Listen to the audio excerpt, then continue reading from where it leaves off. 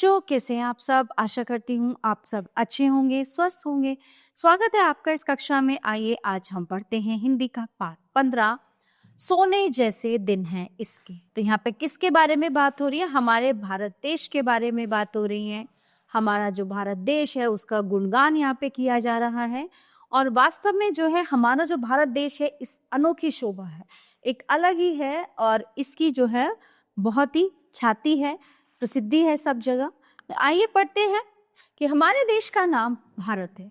भारतवर्ष की शोभा अनोखी है, जिसके शीश पर हिमालय मुकुट के समान यानी कि हिमालय पर्वत है ना, हिमालय पर्वत मुकुट के समान शोभा बढ़ा रहा है।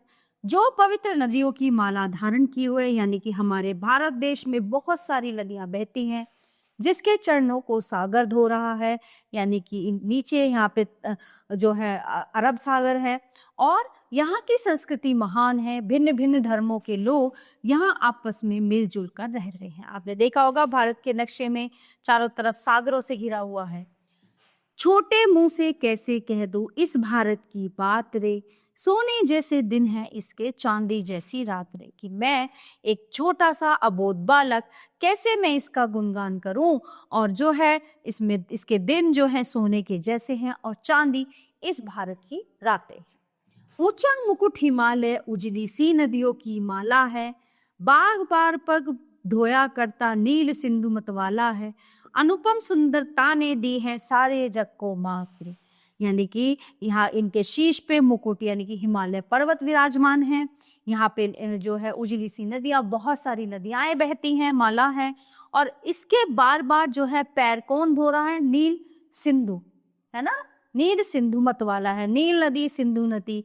अनुपम सुंदरता ने दी है, इस जितनी भारत की सुंदरता है पूरी दुनिया में कहीं कोई देश सुंदर नहीं है और सारे देशों को इसने मात दी है। एक बगीचा देश हमारा फूल प्यार के खिले यहाँ, यानी कि हमारा देश एक बगीचे की तरह है जिसमें विभिन्न प्रकार के फूल खिले हैं, यानी कि सभी धर्मों के लोग यहाँ रहते हैं।